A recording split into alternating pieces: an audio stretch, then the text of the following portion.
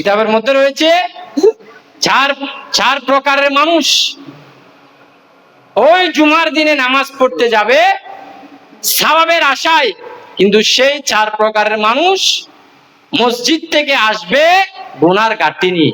তার মধ্যে 1 নাম্বার হলো যারা মসজিদে গিয়ে দুনিয়াবি কথা বলে, মসজিদে গিয়ে দুনিয়াবি কথা বলে। এবং 2 নাম্বার খুতবা চলাকালীন যারা কথা বলে, এদিক ওদিক ঘাড় ফিরায়। 3 নাম্বার হলো অনেক মুসল্লি শেষের দিকে আসে, মানুষের উপর পা দিয়ে দিয়ে সামনের দিকে গিয়ে আসে। এরকম মুসল্লি আছে না? আছে। এই সমস্ত মুসল্লি নামাজে মসজিদে আসবে সওয়াবের আশায়, কিন্তু সেই মসজিদ থেকে বের হবে গুনার ঘাটতি নিয়ে। নাউজুবিল্লাহ বলুন।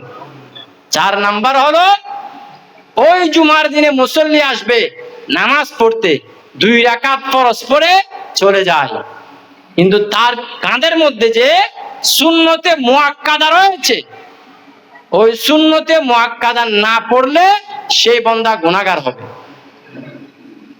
2 রাকাত ফরজ পড়ে চলে যায়, কিন্তু এরপরে যে মুসলসল 4 রাকাত সুন্নতে মুআক্কাদা এবং 2 রাকাত সুন্নতে মুআক্কাদা এগুলো না পড়ে যে ব্যক্তি চলে যায়, সেই বান্দা মসজিদে এসে গুনার ঘাটতি নিয়ে যায়। নাউজুবিল্লাহ বলুন। আল্লাহ আমাদের সবাইকে আমল করার তৌফিক দান করুক। আমিন।